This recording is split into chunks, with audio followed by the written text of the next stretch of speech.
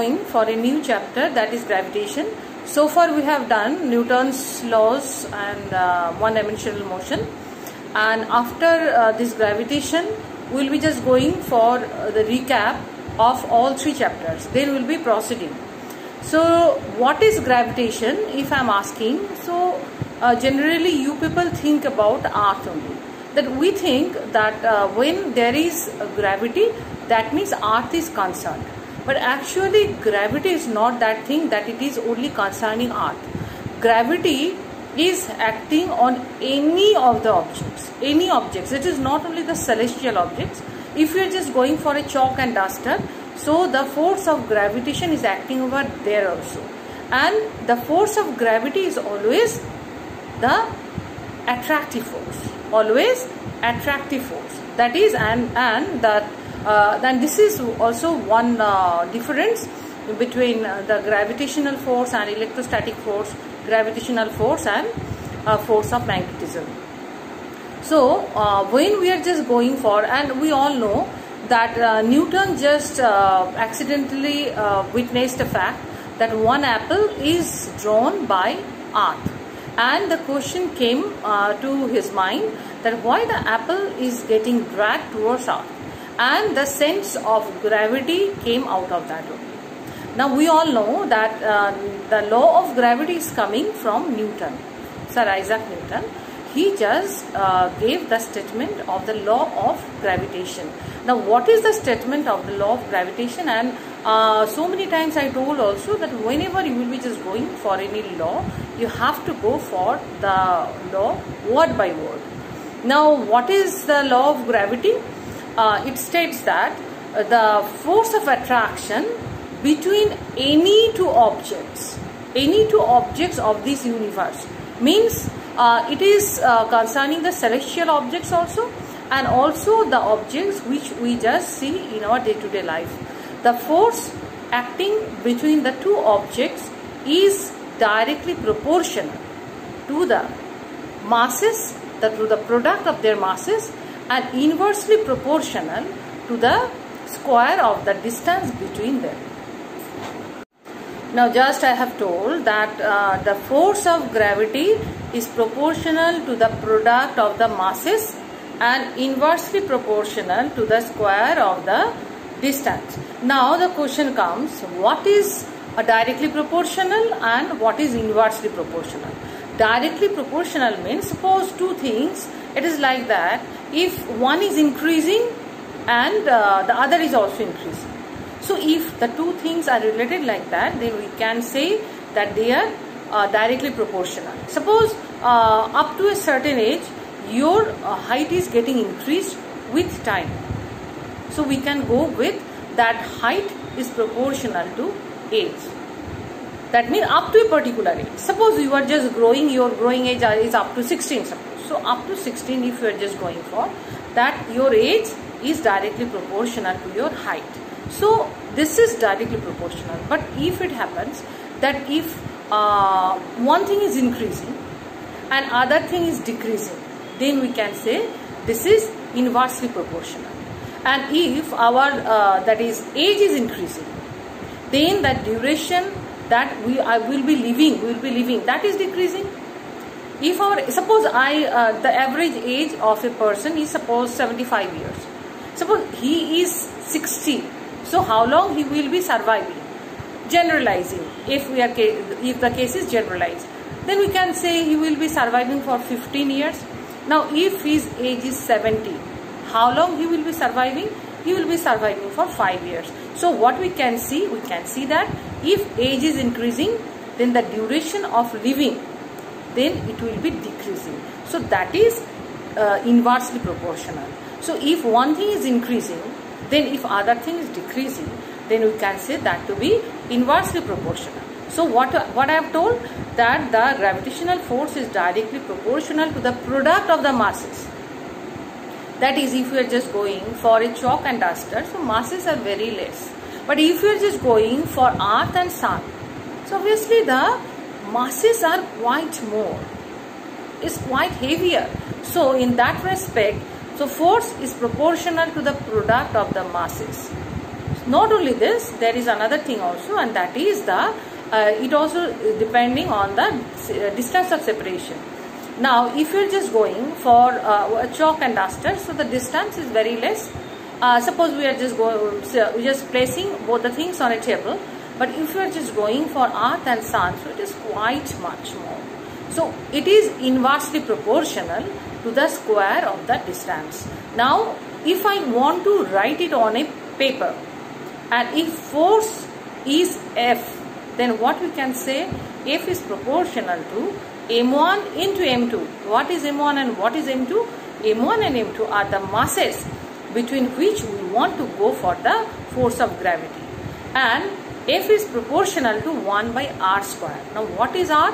R is the distance of separation. So as a whole, what we can say? We can say that F is proportional to M1 M2 by R square. Now just I have told that force, that is the gravitational force between any two objects of masses M1 and M2. What is M1 and what is M2? Suppose one chalk I have taken, that is of 50 gram. So that will be M1, and suppose one duster I have taken, that is of 200 gram. So that is M2. So in that context, if we are just going for sun and moon and earth, and if we want to go for the gravitational force of attraction between them, then we will be just putting the masses of those very celestial bodies. Got it? That is the force of gravity that is acting between any two objects. We will be putting the masses of those very things over here. That is the product of the masses. That is the force of gravity is proportional to the product of the masses, and force of gravity is again proportional to 1 by R square. And 1 by R square means this is inversely proportional to R square. And what is R? R is the distance between those two objects. Okay. Now from these two, if I want to make it unified, then we will be just going for F proportional to M1 M2 by R square. Now you see, this is proportionality, sign of proportionality. So therefrom, if I want to go with the sign of equality, then we have to go with a certain constant. And here we will be putting the constant capital G, and this is known as gravitational constant. And this constant is same for any of the objects. If you are just going for a chalk and duster, we will be putting the masses of those very things.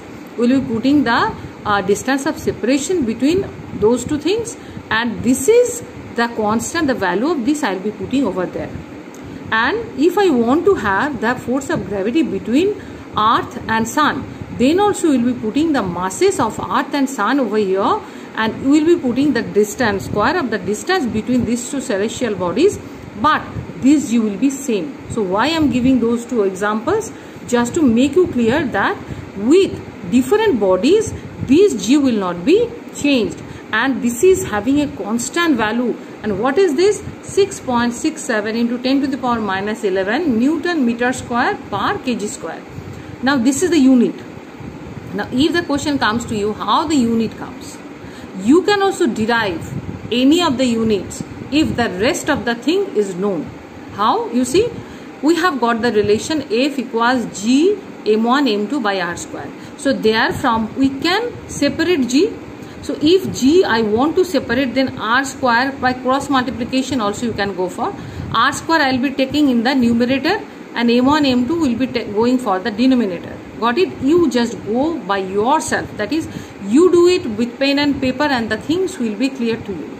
So G is coming like F into R square by M1 into M2. Now if you are putting the values, units of those very things. Now F is force. So we know better that for SI system the force is Newton and the distance is meter, that is meter square. M1 is kg, M2 is kg, so it will be kg square. So the unit comes like Newton meter square by kg square. So here also I have given Newton meter square by kg square. So we have got the gravitational law and the gravitational constant and the unit of it. And better you do by yourself, and then only the things will be clear.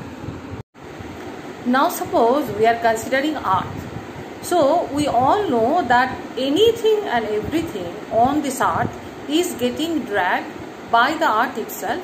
That is why we can stand on earth. Actually, if we are just going for how we are just getting attached to earth, then we will be just astonished to just think that we all know that geographically we are just in the opposite side of the earth of America. If we are just going for America, then if we are just here, then America will be, and we all know that what is the shape of earth. Earth is actually elliptical, not elliptical exactly, it is spherical, but it is bit suppressed from top and bottom. So it is bulged from the middle. And if we are here, America is there. So, okay. So if we are standing, then we will be standing over here only. Okay. Because this is the surface of the earth. And we all got stuck to earth. So that means we are standing. Our feet that is in touch with the surface of the earth. Now what about America? So this is the surface of America. So because this is a full spherical in shape. So this is the sphere. Suppose this is the outer sphere. So how the person of America is standing?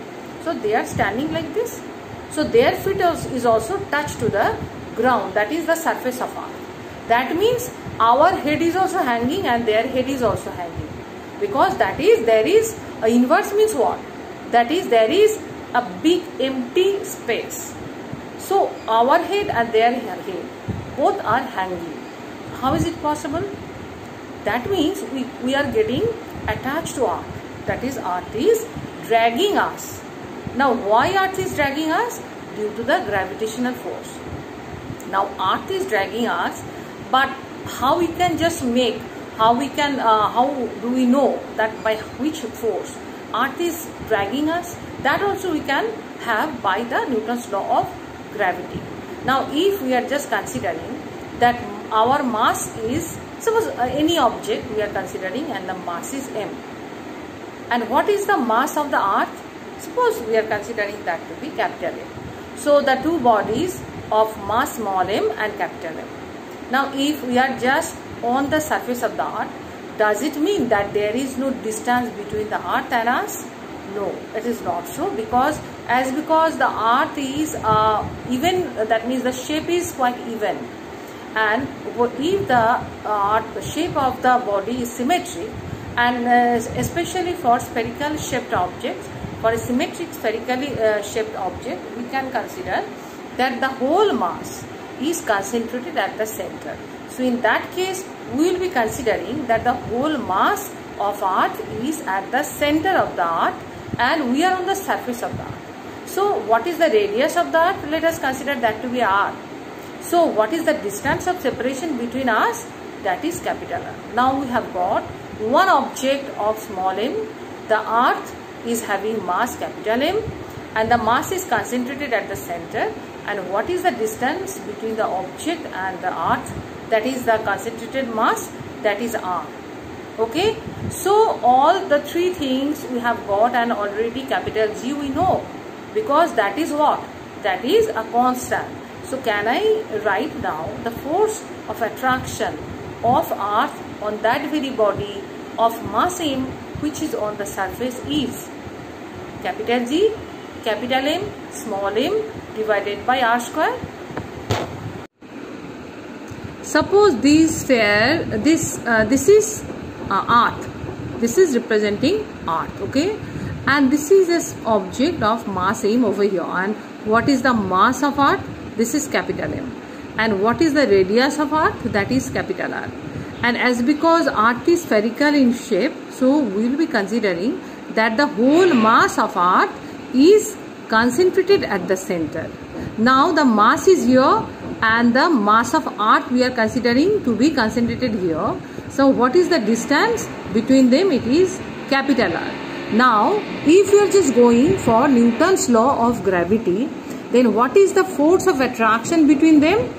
Capital G, capital M, small m divided by r square. Now what is r? This is the radius.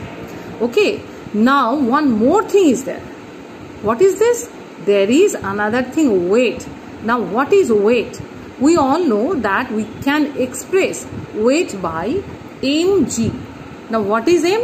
Mass. And what is g?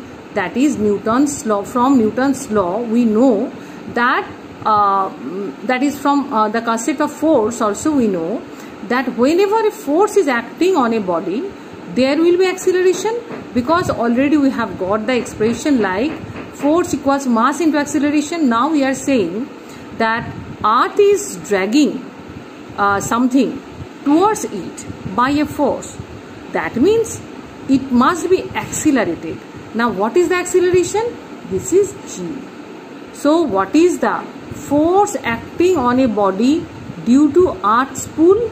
Mass into acceleration. So this is what? This is nothing but weight of an object.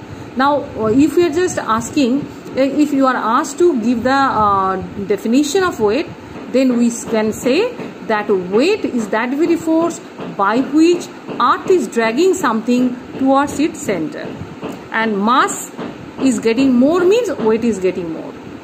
Now this is also the expression of force by which earth is dragging a mass m towards its center, and this is also a force by which the earth is dragging the same mass towards its center. So can I equalize these two? Obviously we can.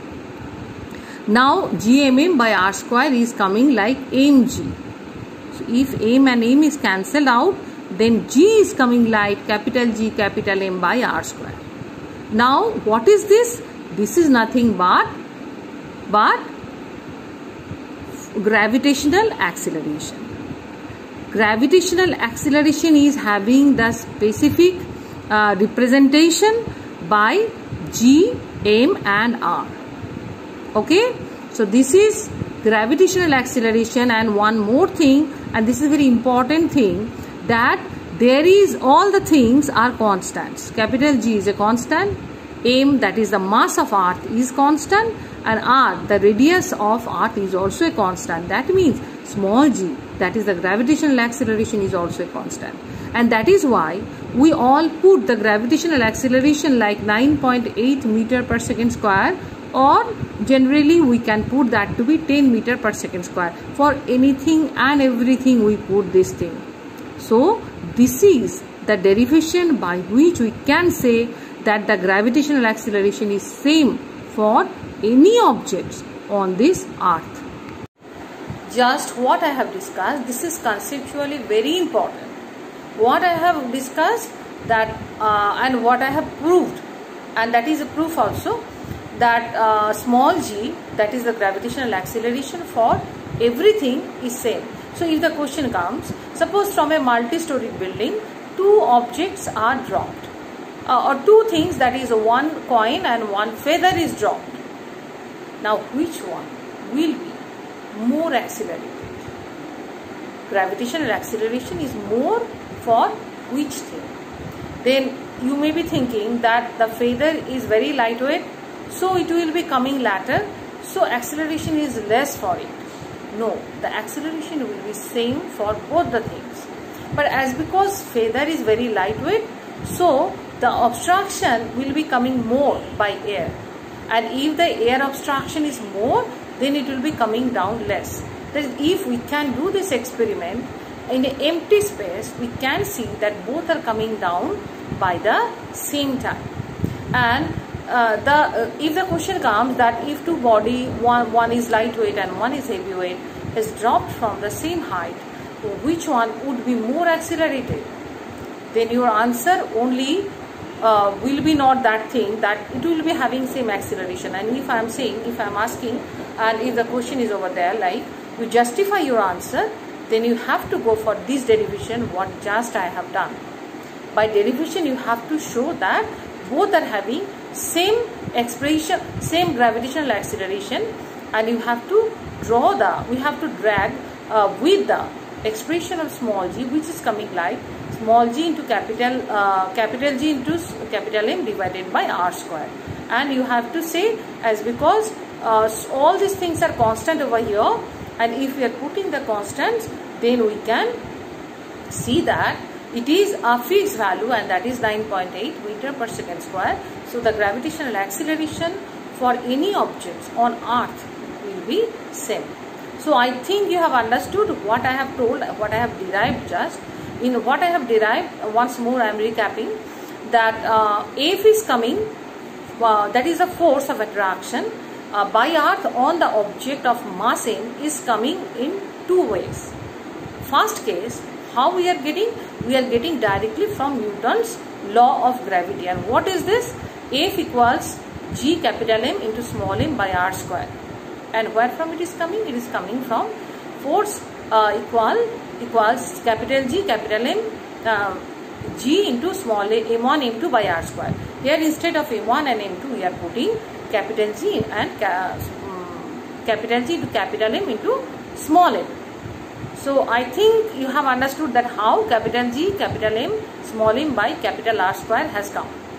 And what is for the second case? This is coming from weight. What is weight? Weight is the force by which earth is dragging something towards its center. So both the things are same. The first expression we are getting from Newton's law of gravity, and the second expression is directly coming from the expression of force, expression of weight. So if we are just equalizing these two, we can see that it is coming simply capital G capital M by R square. And this is very important derivation, and I used to put this question for your exam. So you just go for this very nicely. And just I have told that gravitational acceleration is same for all the objects, but gravitational acceleration is not same anywhere and everywhere on Earth's surface. Now you may be in dilemma that how it comes. Now if one object is on the surface of Earth, on the sea level, if one object is there and I can have the weight over there, how? Mass I know, suppose, so mass into G, that is mg, it will be giving me the weight of the object. Now if it is carried to a high mountain, it is carried to a very high mountain. If the weight is taken over there, then what we can see? We can see the weight is not same. It is bit less over there. Why? Because G is getting less if we are just going high. From the surface level of Earth, if we are just going up, the value of G is getting less, and then you may be considering, you may be thinking like, then if we are just going deep into the crust of Earth, then G will be more? No, it is not also happening. If we are just digging a very deep well, and if something is weighted over there, suppose weight is taken over there also, then also we can see that the weight is less over there also. So where the maximum weight we can see the weight maximum on the surface of the earth, on the sea level.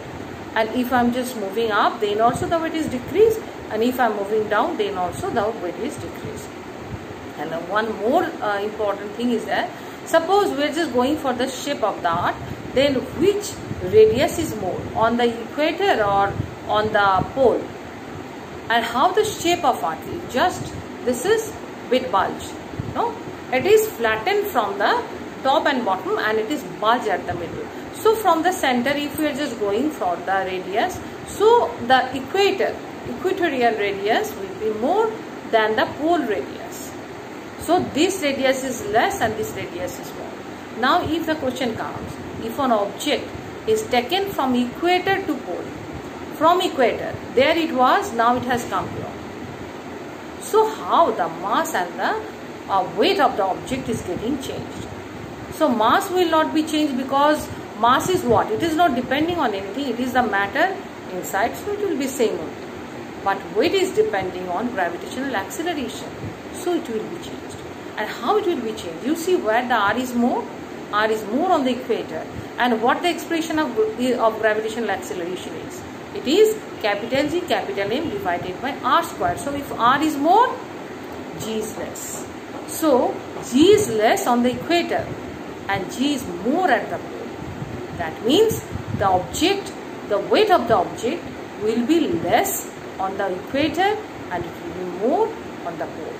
So you just go through this chapter very nicely, and a huge number of numerics are there.